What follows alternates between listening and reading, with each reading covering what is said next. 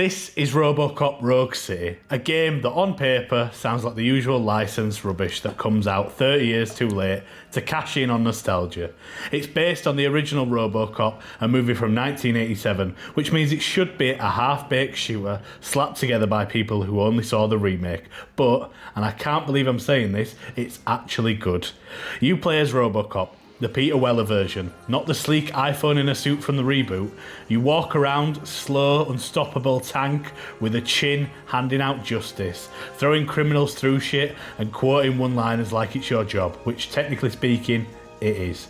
The game perfectly captures the feeling of being Robocop. Slow, deliberate and terrifying. You're not sprinting or wall running or looting and shooting like in every other modern FPS. No, you're methodically stomping through crime scenes like a fridge full of vengeance, and it's awesome. They even got Peter Weller back to do the voice. He's 75 years old and sounds like he's been asleep in a warehouse for a decade, but that somehow makes it better. Robocop should sound like he's running on Windows 95 and existential trauma. 1 minute you're blowing a guy through the wall, and the next you're politely issuing parking tickets while someone screams in the background. It's janky, it's clunky, it looks like a PS3 game with PS2 NPCs, but it's also the most accurate Robocop simulator you could ever ask for. What really sells it is the tone. The game gets Robocop. It's not just surface level fan service. It has the corporate satire, the brutal violence, the dumb commercials, the drugged up hellscape version of Detroit, which, from what I've seen about Detroit, doesn't look too far from reality. It feels like a lost sequel to the first movie, back when Robocop was still violent, weird, and full of commentary, not PG-13 and sad. Rogue City isn't just another nostalgia cash-in. It's surprisingly thoughtful, violent, and a faithful extension of a movie that never should have worked, but somehow became iconic. It's like someone made a Robocop game on purpose and cared. So yeah, Rogue City is the best Robocop game ever made, which isn't saying much, but still. It's a rare licensed game that's not just tolerable, but actually good.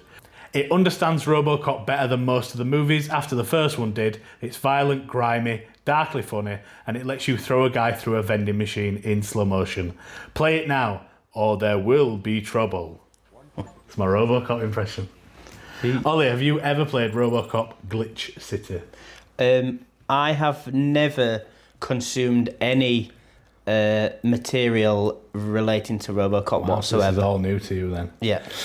Well, I want to start, before I get into the story, I want to start right off the bat with one real con I have about this game, which I have never in my life had as many performance issues with a modern game as I have this one. It was glitchy as hell. I had to restart the game a few times because the frame rate dropped to laughable levels, and I hate moaning about frame rate because it makes me sound like one of those PC gamers that love shoving their mouse up their arse. You elitist. But aside from that banging game, you play as Robocop / Alex Murphy, a cop who gets brutally killed in the first film and then turned into a metal Frankenstein's monster who's obsessed with law and order. I'm not sure when it's set in terms of the film timeline. I think it's got to be after the first film, but I don't know about 2 and 3. And Robocop's on another mission with his partner Anne Lewis, who looks a bit like Princess Diana. So we're getting teary about that, obviously, because she's the people's princess. At the end of the mission, you find out about a new guy in town, and Robocop has a glitch in his system, and he starts to see visions of his old life, which cause him to pause during like a crucial moment. That gets shown in the news, and then people start to lose trust in him, and then the game is basically you investigating this new guy in town while building the public trust back in you and fighting demons from the past. It's cool. I had a blast with this one. As a Robocop fan, I'm biased. I really like the films. If I were coming at this as just another first-person shooter game, I don't think it does anything new or exciting to add to the genre. The hook really is that you get to play as Robocop, and that's pretty much it. And you get to go to town on hundreds of enemies. It feels great. You stomp around as Robocop, and you can see enemies through walls and shoot them. You can throw gas canisters and explosives and cause mayhem. You can pick up enemy weapons, but the only thing I ever used is Robocop's Auto 9, which is like custom pistol. And you can upgrade it so that by like the midpoint in the game, I had a machine gun shotgun with infinite bullets, and I never had to reload it. So I would just tearing through enemies like butter. It's really fun and mental. And there's like a there's like a shooting gallery kind of minigame that ties into a couple of the trophies. But with this gun, I end up with like 5,000 points, and you only need about 300. The game's sort of like faux open world. There's kind of like 3 or 4 massive maps. They contain smaller maps when you go into buildings and stuff, and sewers. And in that open world, you can pick up side missions that mainly centre around you being an actual copper. You find clues, solve murders, that kind of thing. It's quite well done, to be fair. But I really like the juxtaposition of I'd just been in a building and killed 100 enemies. I come out of that building and I'm chastising an old Chinese man for illegally dumping rubbish in the river, and I give him a fine. It's just quite funny that those two things were back to back, and that made me laugh a lot. And all the actual cop stuff ties into the public trust mechanic. But all that seems to do, I think, from what I saw online, was give you a bit like different text at the end. So it's not really that important.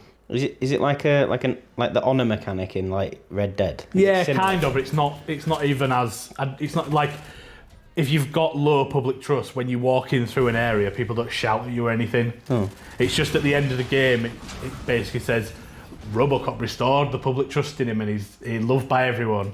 And I assume if you don't get enough public trust, it's Robocop's a knobhead, that kind of thing. There's not really much more to say about this game.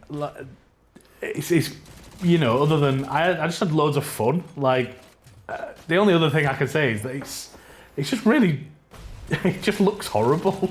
Like it's got the shine of a modern game, like kind of graphically, but all the NPCs behave as though they're in like Tony Hawk's Pro Skater. It's just really terrible. If it were a PS3 game, you'd be like, oh my god, this is amazing. But it's a PS5 game, and it's kind of like, this is just so weird. Yeah. But again, I had loads of fun. I think it's a game really made for Robocop fans. There's loads of fan service stuff in there with like characters from the films, and Easter eggs about the films and stuff. In fact, spoiler alert, it's so fan servicey that the main bad guy, the new guy in town, is someone's brother from the first film. And I was like, I don't remember that name. His name's Emil Antonowski, I think he's the new guy, or something Antonowski. I was like, I don't remember that name at all. So I rewatched the first film after I completed it. And it's just one of like the random thugs that kills Alex Murphy in the beginning. Not the main one. Just one of the like random dudes. I'm like, why tie it to him? Why not have it be the brother of the main guy? I think that were a really bizarre choice. I just didn't get that at all. But now you ask me the real question. Would you recommend it for the platinum?